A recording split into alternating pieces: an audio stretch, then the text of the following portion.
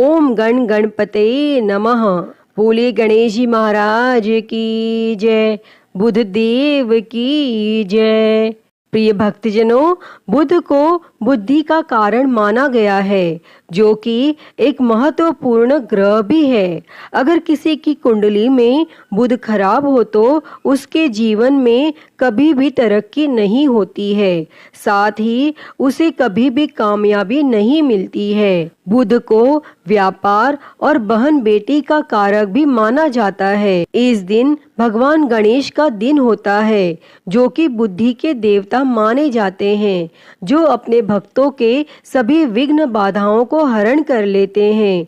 इसीलिए उन्हें विघ्नहर्ता भी कहा जाता है। अगर कोई इनका सच्चे मन से पूजन करे तो उनको जीवन में धन और सुख समृद्धि की कभी कमी नहीं रहती। और भगवान गणेश, जिन्हें विघ्नहर्ता भी कहते हैं, उनकी पूजा अर्चना करने से जीवन के सभी दुख दूर हो जाते हैं। और इस दिन व्रत रखने का भी विधान है। अगर कोई इस दिन सच्चे मन से गणेश जी की आराधना करता है तो उसके जीवन के सभी कष्ट दूर हो जाते हैं। तो आज हम इस वीडियो में बुधवार की व्रत कथा सुनेंगे।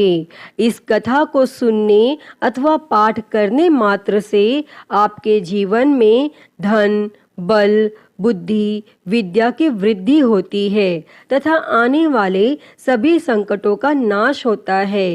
तो आइए सुनते हैं। उससे पहले आप सभी प्रेम से बोलिए श्री गणेश जी महाराज की जय, बुध देव की जय। प्राचीन काल की बात है। किसी ग्राम में एक साहूकार अपनी पत्नी के साथ रहता था। पति पत्नी दोनों भगवान गणेश जी की पूजा करते थे और दिन दुखियों की मदद करने के लिए हमेशा तत्पर रहते थे। और ईश्वर की कृपा से उनके पास धन धान्य की कोई कमी नहीं थी। कमी थी तो बस एक संतान की। पति पत्नी संतान नहीं होने से दुखी रहते थे। तब गांव वाले संतान न होने की वजह से उन्हें हमेशा ताने सुनाते थे। पर साहूकार और उसकी पत्नी को ईश्वर पर पूर्ण विश्वास था। ईश्वर ने जरूर कुछ अच्छा सोच के रखा होगा हमारे लिए, ऐसा सोचा करते थे। एक बार वह पति पत्नी मंदिर में भगवान गणेश जी के दर्शन और पूजा अर्चना करने गए। और जब वे दोनों पूजा करके बाहर आए तो उन्होंने देखा कि एक बालक मंदिर की सीढ़ियों पर बैठकर रो रहा है। और उसके पास किसी को ना देखकर पति पत्नी दोनों बालक के पास गए और बालक को शांत कराया और उसके माता पिता को ढूंढने लगे। और जब उस बालक के माता पिता पति पत्नी को नहीं मिले तो वे दोनों बच्चे को मंदिर के पुजारी के पास ले गए और उन्होंने पुजारी से बोला, ये बच्चा हमें रोते हुए मंदिर के बाहर मिला है, क्या आप इसके माता पिता को जानते हैं?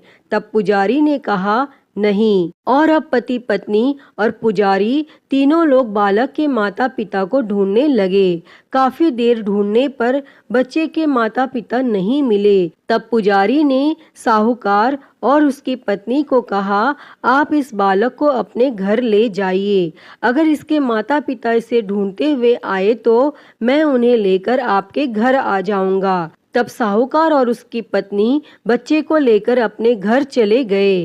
काफी समय बीत गया और बालक के असली माता पिता का कोई पता नहीं चला। तो उन्होंने गांव के सरपंच से अनुमति लेकर बच्चे को गोद ले लिया और उस नन्हे से बालक का नाम गणेश रख दिया। और कुछ दिन बाद गांव में एक पति पत्नी आए जो चोर थे। गांव में जाकर उन्हें पता चला कि गांव में सबसे ज्यादा धनी व्यक्ति साहूकार है, जिसकी कोई संतान नहीं है। और उन्होंने एक बच्चे को गोद लिया है जिसके माता पिता का कोई पता नहीं है। और वे दोनों चोर पति पत्नी अब विचार करने लगे कि साहूकार को कैसे लूटा जाए। तभी उन्होंने योजना बनाई कि वे दोनों बच्चे के असली माता पिता बनकर जाएंगे। और योजना बनाकर पति पत्नी दोनों मंदिर में जाकर बैठकर रोने लगे। उन्हें रोता देखकर मंदिर के पुजारी आए और उनके रोने का कारण पूछने लगे। पति पत्नी ने बताया कि आज से 4 साल पहले इसी मंदिर में हमारा बच्चा खो गया था। उसे ही याद करके हम रो रहे हैं और तब से हम अपने बच्चे को अलग अलग जगह खोज रहे हैं, पर वह हमें कहीं नहीं मिला। तब पुजारी ने बोला, एक बालक है जो उन्हें 4 साल पहले मंदिर की सीढ़ियों पर मिला था। शायद वह आपका ही पुत्र हो। वह बालक गांव के साहूकार के घर पर है। आप लोग मेरे साथ चलिए, मैं आपसे आपके पुत्र को मिलवाता हूँ। और इतना कहकर पुजारी उन दोनों पति पत्नी को लेकर साहूकार के घर चल दिए। और वहां जाकर पुजारी ने साहूकार को बताया कि गणेश के असली माता पिता मिल गए हैं और वह गणेश को लेने आए हैं। और यह सुनते ही साहूकार और उसकी पत्नी दोनों बहुत दुखी हुए, लेकिन वे दोनों गणेश को उसके असली माता पिता को सौंपने के लिए तैयार हो गए। और शाम का वक्त था। साहूकार ने उन दोनों पति पत्नी से बोला, आप लोग आज विश्राम करें और कल प्रातः काल होते ही निकल जाइएगा। और यह सुनते ही पति पत्नी दोनों खुश हो गए, क्योंकि उन्हें चोरी करने का मौका मिल गया था। और तब रात्रि को जब साहूकार और उसकी पत्नी सोने चले गए, तभी दोनों चोर पति पत्नी उठे और चोरी करने के लिए तिजोरी को तोड़ने लगे। और आवाज सुनकर घर का नौकर जग गया और उसने जाकर देखा तो वही पति पत्नी थे जो खुद को गणेश का माता पिता बता रहे थे। तब नौकर ने कमरे का दरवाजा बाहर से बंद कर दिया और तेजी से मालिक को बुलाने लगा।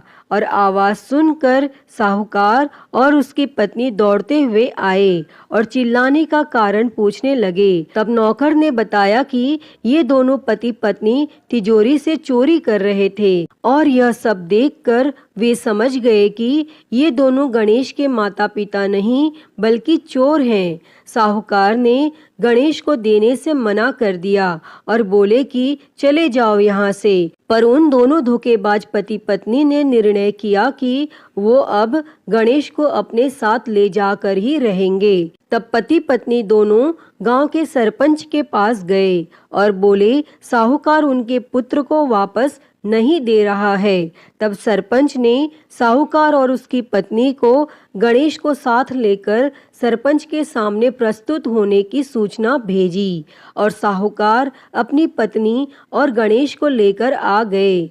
तब सरपंच ने भी फैसला किया कि साहूकार की पत्नी तथा दूसरी औरत जो गणेश को अपना पुत्र बोल रही थी, उन्हें सूर्य देवता के सामने अपना आंचल फैला के खड़े हो जाना है और जिसके भी आंचल से गणेश के मुंह में दूध जाएगा, गणेश उसका पुत्र कहलाएगा। तब दोनों औरतें अपना आंचल सूर्य देवता के सामने फैला के खड़ी हो गई और प्रार्थना करने लगी। तब भगवान गणेश जी के आशीर्वाद से साहूकार की पत्नी के आंचल से दूध की धारा गणेश के मुंह में आ गई।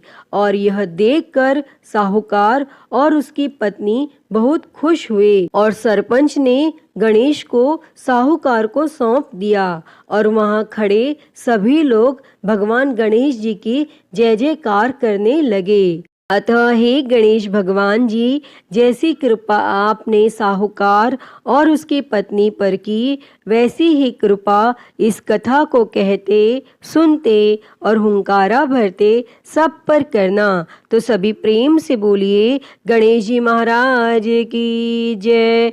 गणपति बाप्पा मोरया। प्रिय भक्तजनों, तो मैं उम्मीद करती हूँ कि आपको आज की यह कथा पसंद आई होगी और अगर वीडियो अच्छी लगी हो तो इसे लाइक करें, ज़्यादा से ज़्यादा शेयर करें और कमेंट में गणेश जी महाराज की जय लिखना ना भूलें। और महाकाल भक्ति ज्ञान चैनल को सब्सक्राइब कर नोटिफिकेशन बेल को ज़रूर ऑन कर लें। हर हर महादेव। धन्यवाद।